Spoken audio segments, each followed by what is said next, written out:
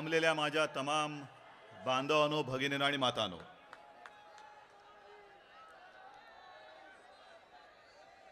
मगासपासून मी प्रयत्न करतो आहे पण गर्दीचा अंदाजच येत नाहीये. मी तुमच्या समोर अक्षरशः नतमस्तक होतोय. आणि आता तुम्ही मला सांगायचंय, आतापर्यंत आपण सगळ्यांची भाषणं ऐकलीत. उमेदवार तुमच्या समोर कोण कोण आहेत हेही तुम्हाला माहिती आहे. तुमच्याकडनं मला उत्तर पाहिजे. सोन्याचा चमचा तोंडात घेऊन जन्माला आलेला तुम्हाला खासदार पाहिजे की शेतकऱ्याच्या पोटी जन्माला आलेला खासदार पाहिजे, मला सांगायचंय. आपल्या हाडामासाचा, रक्ताचा आणि आपल्या मातीचा खासदार पाहिजे की ज्या सावकाराच्या कर्जाखाली तुम्ही दबलेला आहात, डुबलेला आहात, त्या सावकाराच्या कर्जाखाली डुबणाऱ्या नेत्याचा खासदार तुम्हाला पाहिजे. आणि म्हणून एक शपथ तुम्ही घेतली पाहिजे. भाऊसाहेब, तुम्ही सांगितलं की आता धनुष्याला बाण लावायचा आहे. बाण तर लागलेला आहे आणि मला खात्री आहे हे सगळं विराट दर्शन मिळाल्यानंतर त्यावेळेला 10 तोंडाचा रावण होता, यावेळेला आपल्या समोर 2 तोंडाचा रावण आहे.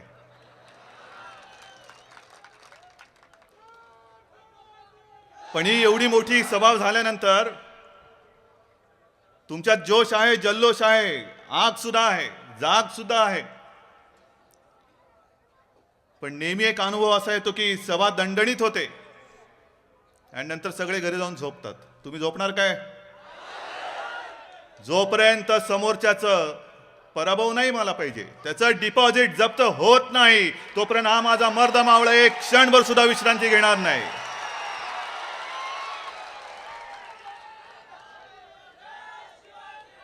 मी काल हिंगोलीची सभा झाली, परवा परभणीची सभा झाली.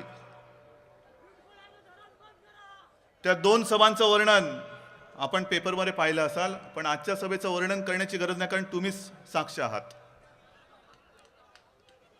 पत्रकार मला विचारतात की यावेळेला तुमच्याकडे स्टार कॅम्पेनर कोणी नाहीये, शिवसेना प्रमुख प्रचारामध्ये भाग घेणार नाहीत, मग तुमचं कसं होणार? म्हटलं आमच्याकडे स्टार नाहीच आहेत, आमच्याकडे प्रचाराला स्टार नाहीच आहेत. आमचे स्टार आमच्या समोर बसलेत. हे सगळे माझे स्टार आहेत. आणि आत्ता जरी तुम्ही सगळे काळोखात आहात, ही महाराष्ट्रामधली किंबहुना संपूर्ण देशाची हीच हालत आहे. ही माझी सगळी मराठमोळी गरीब जनता ही काळोखामध्ये या काँग्रेसवाल्यांनी आणि राष्ट्रवादीवाल्यांनी ठेवलेली आहे. पण त्यांना मी म्हणतो, याद राखा, ही माझी जनता काळोखात जरी असली तर या प्रत्येक माणसाच्या मनामध्ये एक ज्वालामुखी उफाळलेला आहे. आणि कोणी तुम्ही आणा, कोणतेही स्टार आणा, ते या ज्वालामुखीच्या धगीमध्ये जळून खाक झाल्याशिवाय राहणार नाही. एवढी प्रचंड आग आणि जाग या माझ्या या स्टारमध्ये आहे, या माझ्या बांधवांमध्ये आहे. कोणत्या मुद्द्यावरती बोलायचं? आता सुद्धा मी भाषणाला उभा राहिल्यानंतर तुम्ही मला सूचना करतात, हे धरण बंद करा, ते अमुक काहीतरी करा. हे काय? हे आतापर्यंत का राहिलं हे असं? पवार साहेब फिरतात सगळीकडे. आता 1-2 दिवसात सोनियाबाई पण तुमच्या विदर्भामध्ये येणार आहेत. आम जनता आता त्यांना आठवलेली आहे. आतापर्यंत जणू यांना काही माहितीच नव्हतं की आपल्या देशामध्ये माणसं राहत आहेत. त्यांना वाटत होतं की या देशामध्ये गांडुळं वळवळत आहेत. मला बाकीच्या देशाचं माहीत नाही, पण माझ्या या शिवरायाच्या महाराष्ट्रामध्ये आणि त्यातही या माझ्या जिजाऊच्या बुलढाण्यामध्ये गांडुळं नाहीत, मर्द मावळे आज सुद्धा जिवंत आहेत. आणि आजपर्यंत तुम्ही बुलढाण्याने या भगव्यावरती अपार प्रेम केलेलं आहे. मला खात्री आहे, मला विश्वास आहे, आज जर मी आलो नसतो सभेला तरी सुद्धा तुम्ही प्रतापरावला प्रचंड मताने विजयी केल्याशिवाय राहिलं नसतात.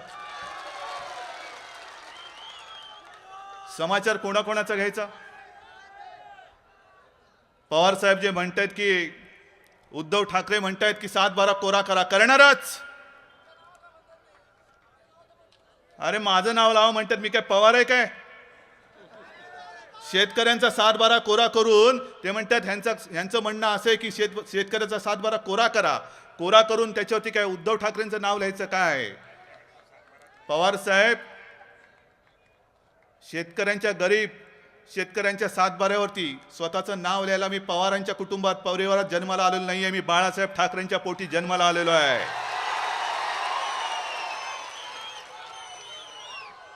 आणि जर 7-12 कोरा करा याचा अर्थच तुम्हाला कळत नसेल तर तुम्ही आजपर्यंत शेतकऱ्याचे पुत्र म्हणून नालायकपणाने त्या खुर्चीवरती बसलात, हे पहिल्यांदा कबूल करा.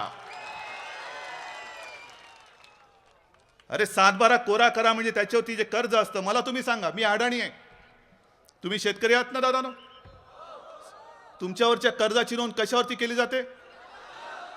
7-12 ना. मग आपलं म्हणणं बरोबर आहे का चूक आहे? आणि म्हणून अडवाणी साहेबांना आपण म्हणूनच पाठिंबा दिलेला आहे. आणि हे चोरून मारून काय आपण करत नाही आहोत. परवा जी आपली जाहीर सभा झाली त्या जाहीर सभेत मी अडवाणी साहेबांना सांगितलंय की अडवाणी साहेब, हा संपूर्ण महाराष्ट्र तुमच्या मागे वाघासारखा आणि मर्दासारखा उभा राहिलेला आहे. आम्ही नुसती इच्छाच व्यक्त करत नाहीत, उद्या आम्ही तुम्हाला पंतप्रधानपदी बसलेलं बघणार म्हणजे बघणार, तुम्हाला बसवणार म्हणजे बसवणारच. पण मात्र पंतप्रधानपदी बसल्यानंतर सर्वात प्रथम माझ्या या गोरगरीब शेतकऱ्यांचं जे कर्ज आहे, आम्हाला कर्जमाफी नकोय, आम्हाला कर्ज मुक्ती पाहिजे. कर्ज मुक्ती पाहिजे. आणि जे पवार साहेब सांगतायत की ज्या हाताने हत्या झाल्यात, रक्ताने बरबटलेल्या हातांना मत देऊ नका म्हणालेत ना, बोललेत ना. कोणाला बोललेत? आपल्याला. आपले हात कोणाच्या रक्ताने बरबटलेत? आणि जर का आमच्यावरती तुम्ही आरोप करत असाल की आमचे हात रक्ताने बरबटलेत, तर शरद पवारांना मी सांगू इच्छितो की दुर्दैवाने तुम्ही या देशाचे कृषी मंत्री झालात.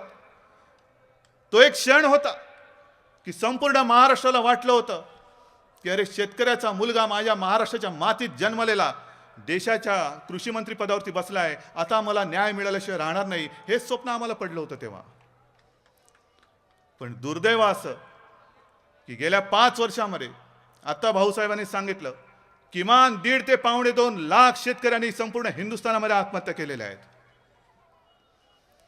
आणि ज्या आत्महत्या ज्या राज्यामध्ये झाल्या त्याच्यामध्ये आपलं दुर्भाग्य असं की सगळ्यात जास्त आत्महत्या या महाराष्ट्रामध्ये आणि महाराष्ट्रामध्ये सुद्धा या माझ्या विदर्भामध्ये झालेल्या आहेत. हजारो शेतकऱ्यांची कुटुंब उद्ध्वस्त झाली.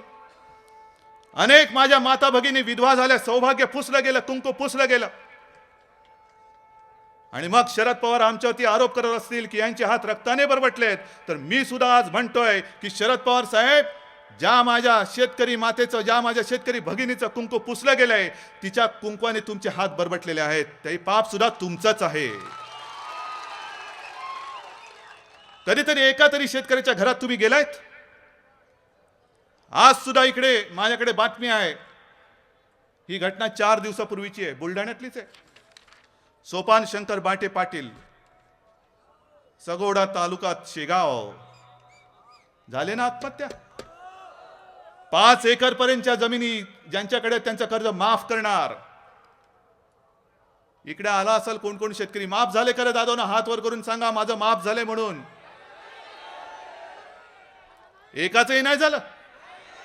माझं सोपान होता त्याची सुद्धा जमीन ही 3.5 एकर होती.